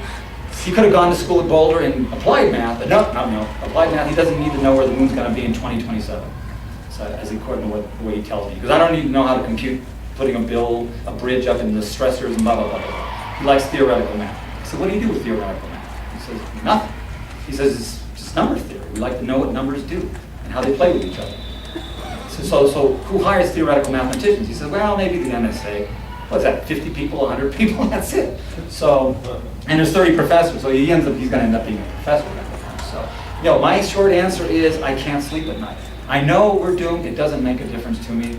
I had just 2 kids, all right, and I don't, intend to procreate anymore. And I always have to hope that, and sadly this is my shortcoming, I guess. Some of my students have told me this, that I actually hope that we'll somehow be able to turn it around. Maybe through a combination of things, and maybe it will take an eco-catastrophe where 1 billion people are, killed off. Because if something that massive happens, of course, we have a big problem, because you can't bury 1 billion people fast enough to prevent disease and things like that. That's sort of So what I have like these to hopes. ask you about, I think you're trying to innovate still.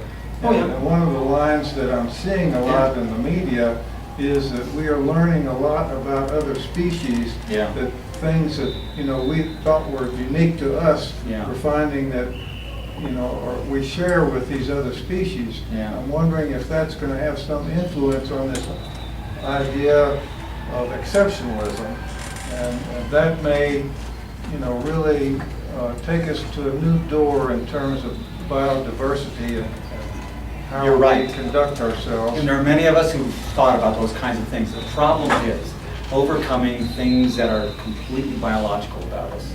Greed, survival. We have to consume. We don't have a choice there. Culture, of course, people wanting to make more money, the Rupert Murdochs in the world are pushing us to consume even more.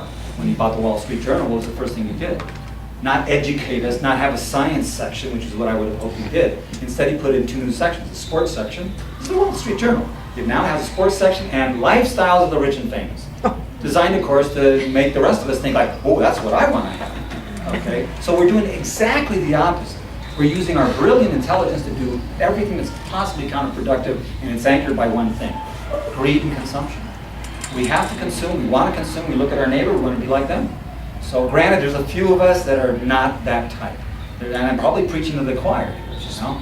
But the reality is, we are such a small number of people compared to the billions who want to live that excessive lifestyle. Is there The numbers don't add up. Again, the 4.5 planets thing that we're living at that rate, it's not good news.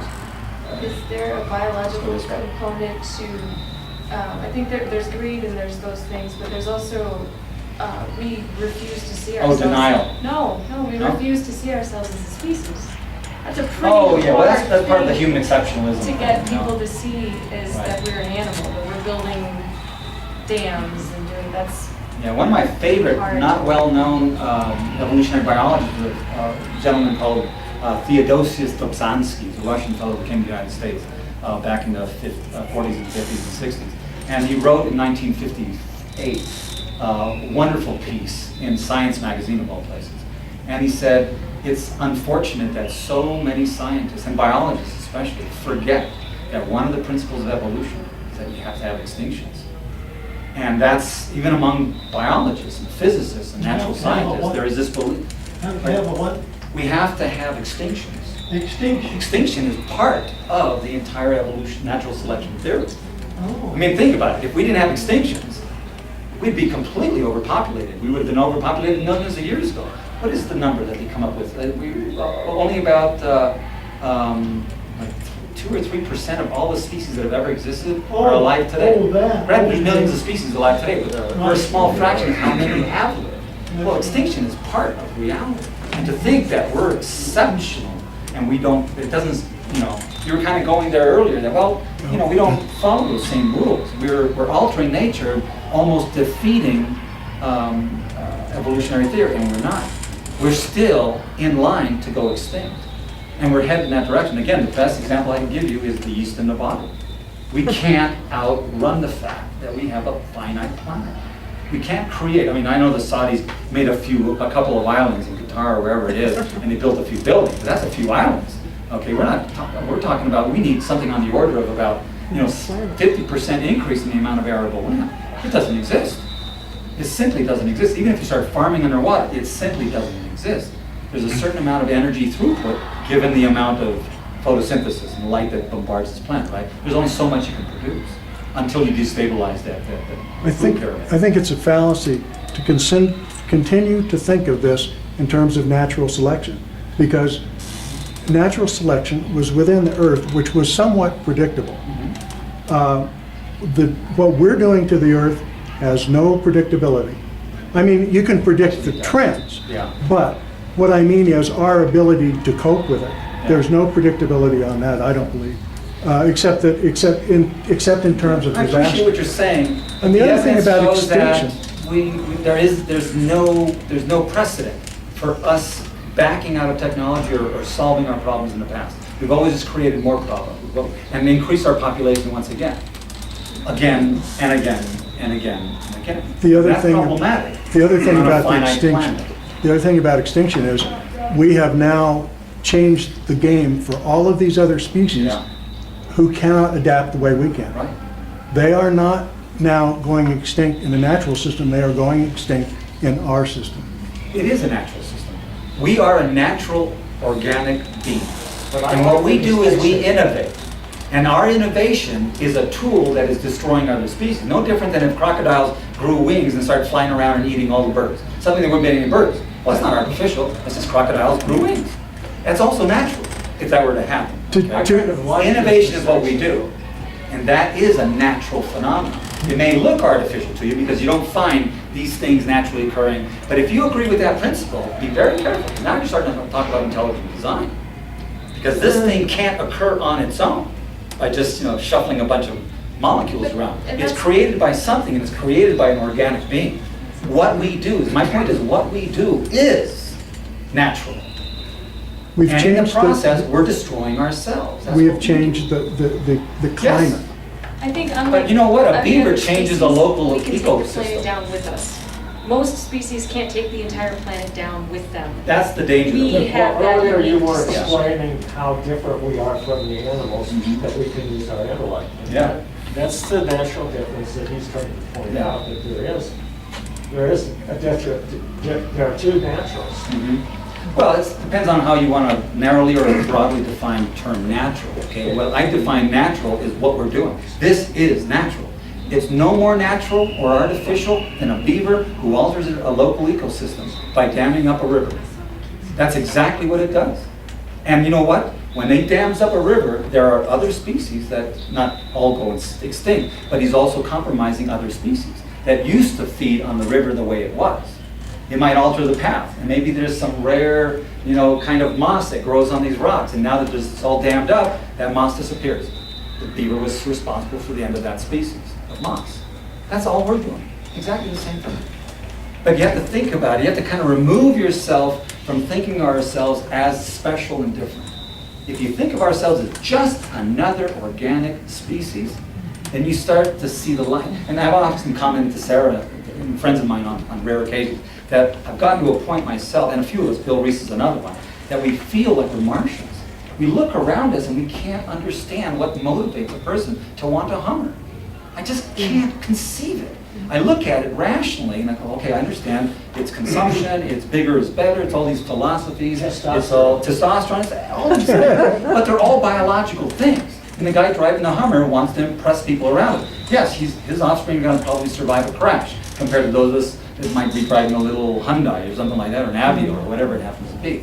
But the reality is we're destroying the infrastructure itself, and we're doing it entirely naturally. There's no book that told us how to make this. There is no intelligent design that made us make this. We did it naturally. That's my point. Innovation is what we do. Again, I'll appreciate it's a very difficult way of thinking, and I've been studying my students who've been trying to come to grips with this over the years. I've taught evolutionary psychology for about 16 years now, I guess it is. And, I should actually write something up about that. I have other things that are more pressing than that. But it's a very difficult thing to come to grips with. And it's very popular to think that, maybe we can pull it out somehow, or we invent one more technology, or we convince people. Problem is, politicians are greedy people. They're just ordinary humans. One of the things that upsets my liberal friends is when I tell them, the problem is not evil corporations. It's not George Bush's and evil Republicans and stuff like that. They're just doing what comes naturally to them. But they're doing what we're doing, essentially. And I love what Chomsky says. It doesn't matter whether it's a Democrat in power or a Republican in power. In the end, it's the same outcome. What about the possibility that you run into... I'll go this way. I'm sorry, 1, 2, 3. Okay, I'll try to make this brief.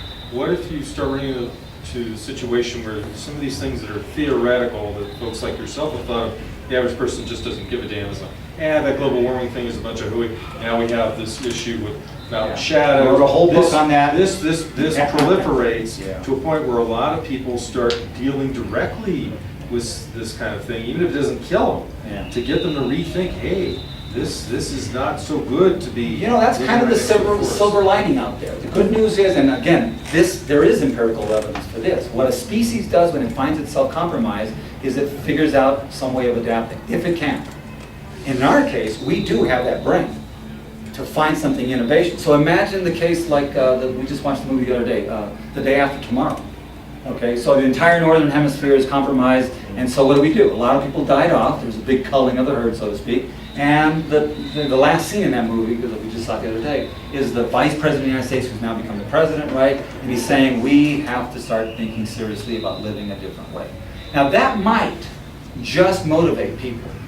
But what I keep saying is, what happens when you take those old geese that are all died off and you filter them off, and you take the few remaining live ones in there and you put fresh juice, not fresh juice, but fresh sugar, they start the whole process over again. And that's been the history of our species. We've come and gone and come and gone and come and gone. And we don't seem to learn from our mistakes. Which is, by the way, what you're talking about is the last book that I wrote. It's called Myopic Man. It's about how short-sighted and narrow-minded we are as a species. We are our own worst enemy, literally. Because like whoever was saying, we can't see the forest for the trees. We're so focused on these little trees and my tree and your tree and my Hummer and whatever that we can't see that we're destroying the forest. So you're next, and then you're next. Do you think that we have taken any evolutionary leaps? And do you think there's anything to the thoughts about indigo children and crystal children coming into bodies, so to speak? I to don't help us exactly with know what that? you're talking about, indigo children and crystal children. Okay, well, forget that. But you If think you're humans talking about have- evolutionary leaps, the sad truth, and Haldane did some of the best research in the 1920s and 30s, is that it takes about 200 generations to produce one positive mutation. Wow. And he analyzed a lot of different species. So we're mutating all the time. Every one of us in this room is a mutant, made up of two subsets of genes, right, from two different parents. But most mutations, the overwhelming majority of them kill us. So, you have a mutation that creates Siamese twins, it's not a very viable thing to have. But positive mutations, and I've actually written a little, mostly kind of tongue-in-cheek sort of thing, and I don't remember which book I put it in, but I wrote somewhere that, we could try and hope for a positive mutation.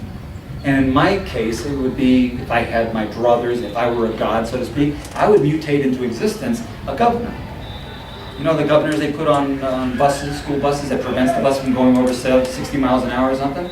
A governor that every time, and I talk to my students about this, every time you felt like, okay, I've got a car, but boy, or in their case, they're smartphones. I got a neat smartphone, but look at that new one. You would start to get sick. Your stomach would start to make you puke. In other words, the governor in your brain that as soon as you started wanting more than what you already have, and what you had was already enough, okay? You want something bigger and better, or because it was more socially appealing to others or something like that, you would get sick. And what's the odds that's got that particular neurological mutation? Yeah, good luck. But that's my dream. That's interviews for technology. Right, exactly. So he's been waiting for a while. Let me ask him. Actually, I agree with you on pretty much everything you said. It's not new to me. Yeah, okay, great. I've heard that before. My question is, well, you get to the point when you don't think there's a way out. Yeah. My question while I'm here, actually, I will listen to, do you really think that? Because Do I if you think what? you really think that while you're here, I didn't follow your last. I didn't follow your last. Any other solution to it? Because I understand the problem, and I kind of like, whatever, I've been there. Sure. What's the solution? What is the solution? Well, yeah, there's a solution to educate our kids better because we are shaped by our society we live in. In part, yes. Okay, it's one of them, family society, and then we are, what we are. We do kind of have, I know where you're going, and you're absolutely right. We've been talking about solutions a little bit. And we try to kind That's of, not when I think about solutions, when Bill and I and others, or Sarah and I start talking about solutions, we look at it from two perspectives. One, we look at it in terms of what's possible and what's probable. Yes. Now, it's possible that we could create laws. In fact, we just came from a conference in San Francisco where I got in an argument with a guy named Riley Dunlap about what's the point. He's a sociologist, an environmental sociologist. I said, what's the point of making a bunch of laws? Do you actually believe you're going to convince politicians to change everything radically, get rid of capitalism, or set it up in such a way that it's controlled so you don't have these kinds of problems, that they encourage responsibility and sustainability? We put in a rule that you can only take as much as you put back, that kind of thing. You read Douglas Adams' work, years ago. The planet where, you had to, if you ate too much while you were there, they shaved off part of your body when you left the planet on vacation. Right? The point is, though, that it's possible that we have these massive revolutions in consciousness. It's possible. Is it probable? Absolutely not. You have a better chance of winning the lottery 10 times in a row than that happened. So we tend to look at, in terms of solution states, we try to look at what is actually possible for this species in this time and place. One of the things that we've been thinking about, and I wrote a paper in a Finnish journal out of the University of Helsinki about 4 years ago maybe, and I said, what I was focusing on is some research that David Van Manen and I did at the Mountain Park with kids, 3, 4, 5, 6 years of age, to see if they could understand things like climate change and sustainability. It turns out they can. So we said, look, first thing, off the current generation. And when I say current generation, it's not just you guys, it's also your kids. All right? Write them off. Begin the process of setting up, and there's evidence that this is happening. Sweden's on top of this, Finns are on top of it. The most progressive, it happens to be the most secular society in Europe, the Czech Republic, has started. Are you from the Czech Republic? We're going to Prague in October. But the Czech Republic, I interviewed a fellow named Vladimir Privratsky, I think I'm not he's- sure. He's at Charles University. I've been here for 14 years. Oh, okay. It's like I'm a bit out of that. Charles works at Charles at, One of the sites, ocean, like, stuff, Oh, okay. Well, is it a parliament or what? It's It's a parliamentary system, okay. The parliament got together and said, what they said was within 20 years, they wanted to completely revolutionize education, public education. Mind you, they're the most secular society in the world. We They have brag about it. education systems already better than here. Right. So what they decided to do is that we will begin educating. They started this about 2004, 2005. They wanted every single K through 12, or whatever the public education system is designed around, teacher that graduates with a degree as an educator to have one full year of courses on teaching sustainability and environmental issues. It didn't matter. One is a generic class, and he was involved in designing that. But then it didn't matter whether you were a math teacher or a composition teacher or health or biology or chemistry or physics, social sciences. Made no difference. You had to learn what department he was in, Vladimir was in. They helped design course pedagogy for particular disciplines. So if you're a math teacher, obviously you would do things about teaching children about math, the exponential growth. All right, exactly. No math. So what they planned was beautiful. And I think there'll be an interesting test case, but they're 15 years away still from realizing it. Every child, from the day they're in kindergarten to the day they graduate college, every single day, not a day will go by that they don't have some kind of environmental education. Now, what does that do? It sets up a new infrastructure. Now, that generation may not be any better or worse consumers than us, but at least they will have been educated, assuming, I'm extrapolating, to be aware of it, exactly, and more progressive in their thinking, so much so that they in turn can start a generation, their children, which would be our grandchildren, right, of a generation that now has grown up only under one mindset, that the only way to live is sustainable. That there is no such thing as my grandparents' or great-grandparents' mindset. Now that's pretty progressive, but that's very dangerous at the same time.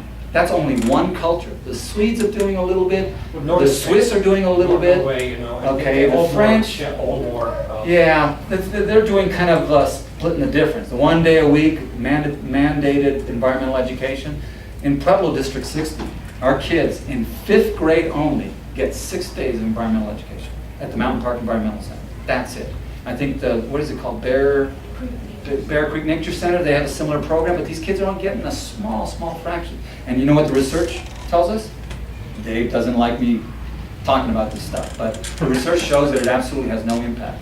These kids, for their CSAP scores in science go up for about 1 to 2 years, and then by the time they're 7th graders, they've completely forgotten everything. They still know the name of all the conifers, they know things like that, but they go right back to the old society, We need to the get old it on the culture. Disney Channel. Yeah, or on Facebook. That's where you have to Something have they it. actually pay Can I attention to. clarify that though? They're not allowed to talk about climate change. Oh, yeah, They're that's being amazing, isn't it? taught about nature, but you're not allowed to mention recycling or climate change. Because if the Yeah. parents Even climate hear change has become, that you're bringing up political issues, I worked politicized. there, I taught there. If the parents find out that you're bringing up political issues, you get your funding cut. Right. So it's not environmental education like you might be thinking You're it speaking is. of Pueblo or? Yeah. Oh, actually, that's just the microcosm of the Even rest of states, especially the new one, Sadly. because that's not global warming anymore, it's climate change. Climate Right. change. It changed it already, and it's still a But in this educational program, you can't mention either. You one. can have your hand up for a while. You talk about 3 generations. Well, 3 generations ago. At least 3 generations. Women couldn't vote. We had slavery. Now we have a social ethic. Yeah. It took people marching in the streets to get the attention, but once the attention is gotten, we take it and we would never go back. You're hitting on one of my points. There is reason for hope. So we need a bioethic. bioethic. We need a bioethic like Yeah. the Czech Republic is Yeah. starting. I'm sorry, I didn't catch the last sentence. The bioethic, The bioethic, the development of a bioethic in Yeah. our children. yeah. Van Rensselaer Potter called it global bioethics. In fact, I Still got just five published an to article, order, just it's to coming back out in a few weeks in the Journal of Global Bioethics. A different way of thinking about human nature relationships. Not human nature, human and nature relationships. How are we going to, in the future, relate to our environment. Right now, when my students look at a tree, environmental psychology I teach in the fall, I put a picture of a big ponderosa pine. And I tell the students, what does this mean? And most of them say, lumber for houses, paper. And I said, you know what's interesting, guys? If I take the same picture, and we've done this, and we give it to a 4, 5, 6, 7-year-old child, you know what they say? It's a place to put a treehouse. It's a place to play. It gives me shade. They see it in an entire, what we do essentially, my point to make it very quick, is that we beat out of our children every bit of sensibility to turn them into good consumers that make the corporations happy. They start out young, innocent, and they actually have a natural way of interacting with their environment, and we beat that out of them. In other words, we're destroying any sense of free thinking that children have. If they question something, oh, no, you're not supposed to. I remember getting slapped out the backside of my head when I was 12 years old, because I walked into my mom, St. Mary Lima, whatever it was, church, and we went in and we had just had a long discussion at home, about Jesus and Christ, and he's in church. And I walked in and I said, so, where is he? Bang! She hit me back in the head. But that's my point. I mean, if I had actually been a conventional child, I would have said, oh, I'll never do that again. Jesus is here and I believe that. Okay? But I continue to question. Fortunately, we have the math gene in my family. My grandfather was a mathematician, engineer. My father was an engineer and stuff, so my son's a theoretical mathematician. I teach statistics and I hate math. But we have this critical analytical gene, I guess. And it's not a social thing, because some of us never interacted. I never met my great-grandfather, and he was an accountant, a number cruncher too. So there's something that transcends time, and there's a wonderful book on the math gene, by the way. But there's kind of a quasi-gene that's an analytical gene. It allows to have, it provides for a kind of brain that questions, which for some odd reason, have you thought about this? Why is it that it doesn't take in some people? Why doesn't religion catch on in certain individuals? My entire family are all Republicans, and they're all religious. Whether I have an evangelical sister, a Mormon sister, my brother is, You're the evolutionary psychiatrist. Huh? You're the evolutionary. Yeah, so there was one. It didn't skip a generation, it skipped one person. Why is it? I grew up in the same environment, to become upwardly mobile and rich and all these kind of wonderful things, but it skipped me. Somehow I end up with this different moral ethic that... You've evolved. You're a mutant. Yeah, I wish it was evolution. But again, Haldane tells me it should happen every 200 generations, which is, by the way, about 3,000 years. 3,400 years to be exact. So. The problem is that mutation leads you to have only 2 children. And who's populating the planet? Not me. 7, Them. 8, Exactly. children. Yeah, that's one of the really, by the way, that's the kind of thing, when I read those statistics, that's what makes me depressed. Not many things make me depressed, not even the thought that we will, in time, either go extinct or be culled so badly it will be a horrific experience. Okay? Somebody worked out the mathematics of what it would take to bury 1 billion people who died at roughly the same time. And we simply, there aren't enough tractors and holes that you can make in the ground to bury 1 billion human beings. Without pestilence and disease just taking over and just killing many, many, many more. It would be very destructive if we had even a small fraction, and I say a small fraction, 1/7 of our population on the planet die off in a relatively close space of time. So yeah, it's problematic. I'm a little concerned that you're teaching us all To give up? Yeah. No. Learned No. helplessness was the lesson for tonight. Okay, thank you for bringing that up. As I was saying, there is some reason for hope. Okay, you can do something by. And I'm not going to tell you not to buy a Prius. And we're looking for just the right kind of the Ford Explorer. No, it's not Explorer. What is the hybrid? No, the Ford has an Escape. Escort. No. Escape. That's it. The Escape They don't is a make hybrid. it in a hybrid. Ford is Well, no, they got rid. Well, we were waiting for. We live up in the mountains, so we have to have a 4-wheel drive, and we just haven't got a good hybrid 4-wheel drive that will make it up to snowbanks. So, we're going to buy ourselves a hybrid at some point. We're going green. I've got solar panels that are at least running my greenhouse, into the winter time now, and so we're going to a biomass boiler for heating. We will no longer be using propane pretty soon. So, and we live in a house it's built in 1925, an old 2-story log cabin out in the mountains, so we downsized quite a bit. And we live on 4 acres of old, overgrown forest. So we're systematically thinning out the forest and using it to heat our home and things like that. So we're doing things to kind of do our small part, but I don't fool myself into thinking that if that everybody else is going to do what I do. This is one of the fallacies, the myths, modern myths of environmentalism, that if everybody would just do what I do, then everything will be right as rain again. The salmon will start running and we'll live happily ever after. That's not the way it works. You're forgetting what the human being is. But there is some reason for hope. Okay, there is going to be a culling. There is going to be a problem between 2030 and 2050. There's no question about these things now, and it's going to be an ugly mess. But the good news is that, you know, in short, again, not in long term, but in short-term segments of time, people tend to do the right thing under certain circumstances. So my hope is that with enough horrific examples of what we can do, what destructive power this brain has, that over time we will develop a new culture, not a new brain, but a new culture that is based on experience. Thomas Hobbes said this very, very well. We need to find a way, we need government. We need government to control our unconscious urges, to put us in our place.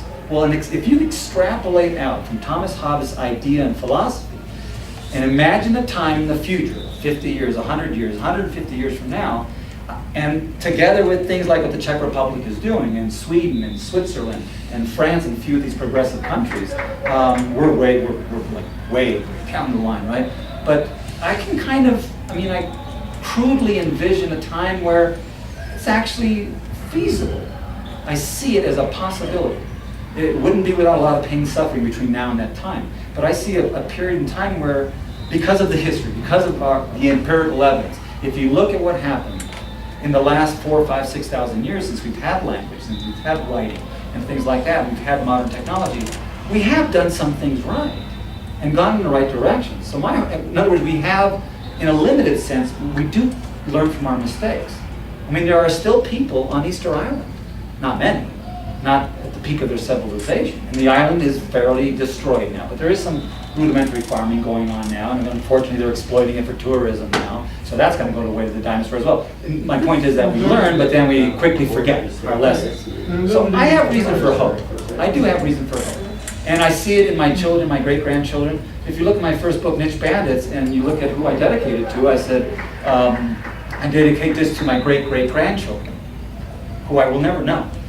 But, and then I think the subline is that they might understand. And then later in the preface I said that when you're reading this, my great-great-grandchildren, 100 years from now, you're going to understand that a few of us understood the problem. But we understood that it was such a huge problem, okay? And we're fighting nature itself. Okay? We're fighting literally human nature, the desire to consume, to survive, to prosper, okay? By any means possible. We understood the problem and we could have done something about it, but we didn't do anything about it. But maybe you guys will see, by reflecting back on 150 years of history, looking at the Industrial Revolution, what did it do? What did it eventually lead to?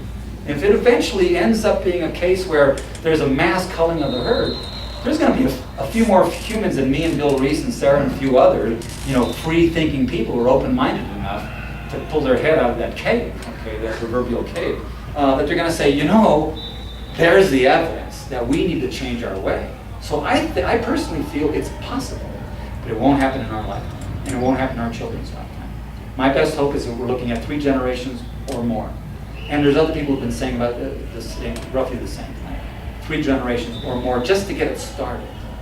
And that would be the most painless version of achieving sustainability. Have you seen the cultural scenarios depicted in the Millennial Ecosystem Assessment? Yeah. Are any of those workable? No. Bill and I have both written about that. It's simply not workable. They're irrational. They're imagining, in fact, the joke that Bill and I have is you're imagining a different species. That's not us. That's not what we do. Environmentalists are notorious for this. They think that, all we have to do is get everybody to drive a Prius or something and just eat a little lower on the food chain, So, and then everything will be right as rain. No. You're completely forgetting human nature, who this species is. And the problem there is, of course, that we're wrapped up so much in culture. We tell ourselves who we think we are, but that means what we think we'd like to be. That's the human exceptionalism business, okay? We aren't that kind of person, okay? We're not nice people, sadly. We have the capacity to be nice. We have the capacity, you guys know as well as I do, we have the capacity to be free thinkers, open-minded. But do most people think that way? Absolutely not. Well, they're not all nice scenarios either. Yeah, no, there's good evidence in what happened in Aurora, but quite frankly, my mom loves to make fun of this all the time. She goes, Mark, you're more of a Christian than my friends. She goes, most of them are Christians, are good Catholics on Sunday. The rest of the days of the week, they're screwing everybody they can for every penny they can and destroying the planet in the process. My mom's an avid recycler, has been for many, many years, that sort of thing. So, you know, if I was going to allow, so to speak, I had the power to allow certain Christians to survive and others not, I would want them to be like my mother, because she has a very, very small footprint. So, to her credit, you know. So she doesn't want a big car, she doesn't want a car at all, frankly, that kind of thing. Recycle the heck out of everything, compost. She's been composting for 40 years. I grew up seeing this, you know. Despite my dad saying that's a bunch of. Is it possible to have a positive ecological footprint? Positive as in what? Less than? More, produce more than you consume. You know, we always look at ecological footprint in a negative light.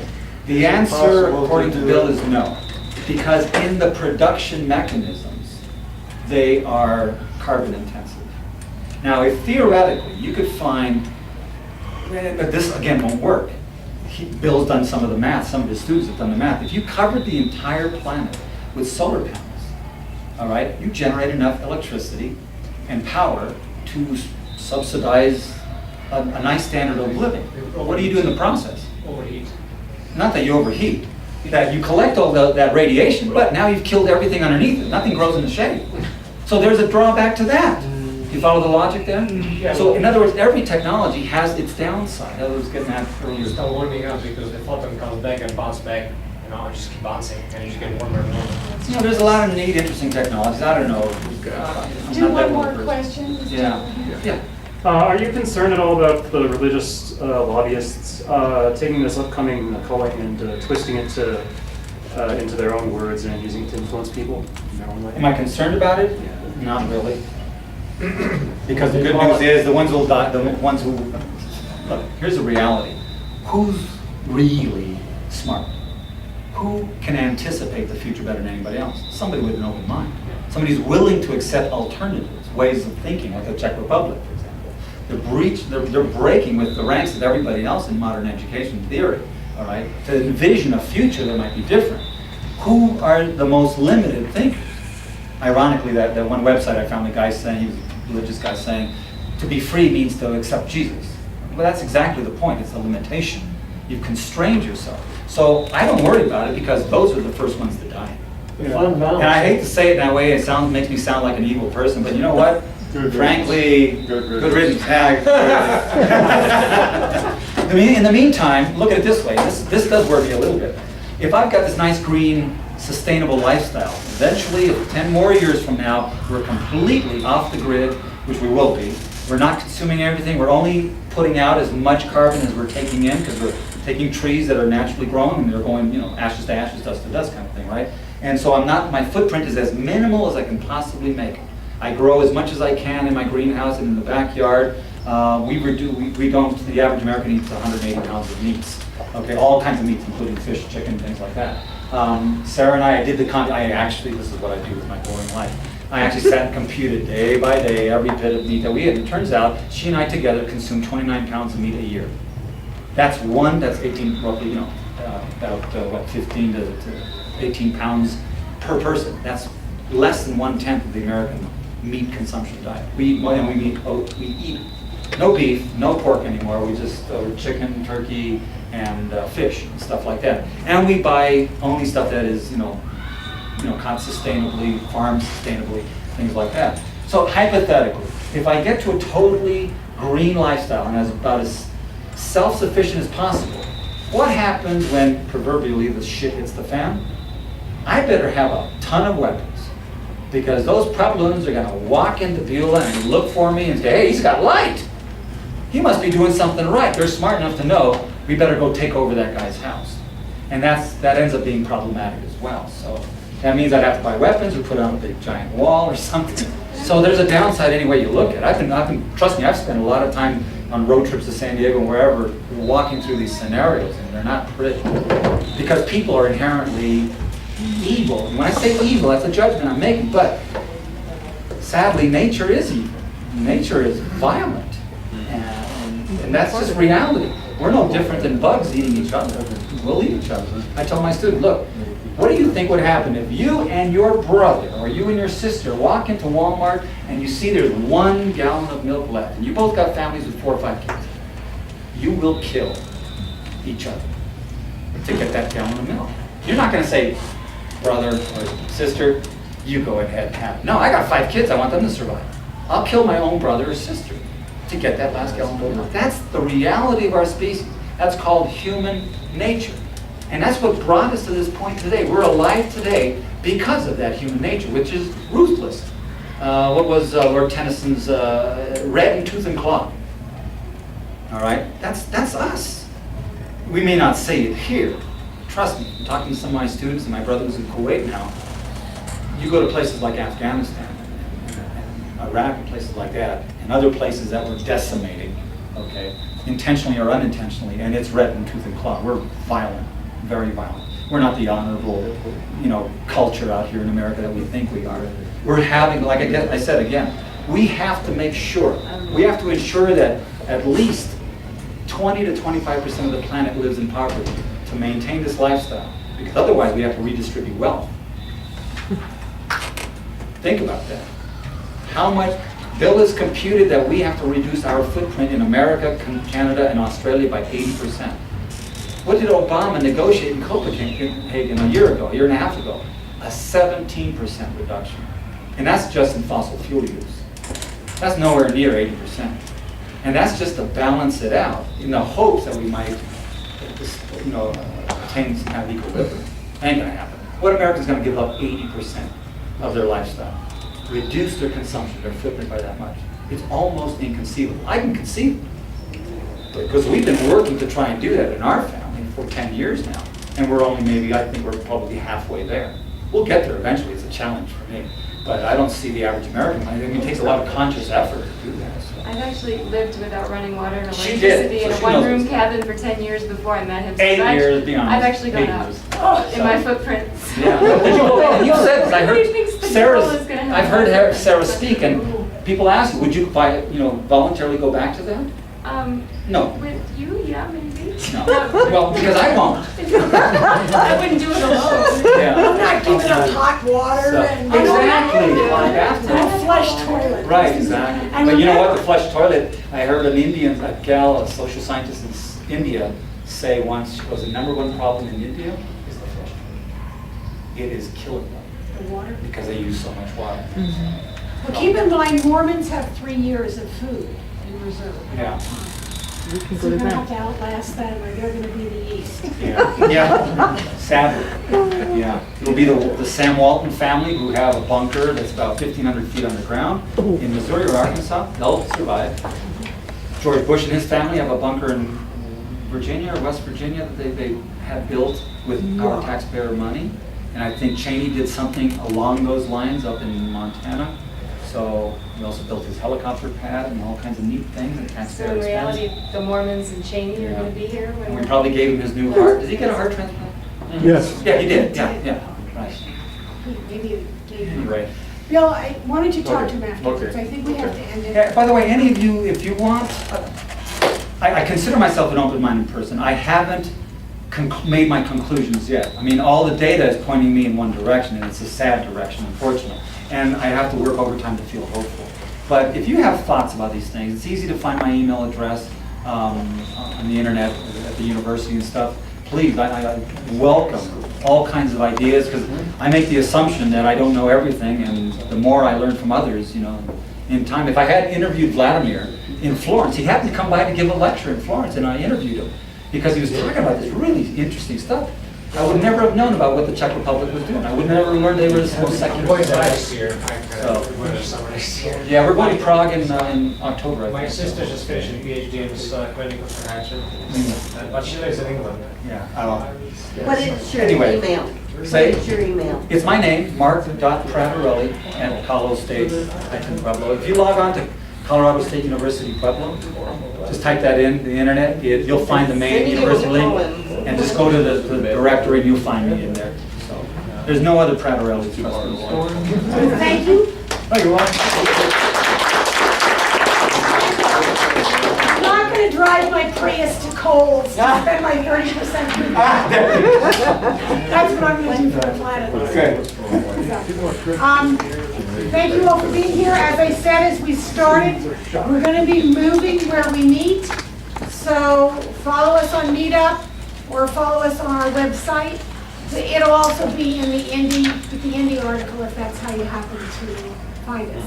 And thank you all so much for coming. Really appreciate it. Thank you, Vic.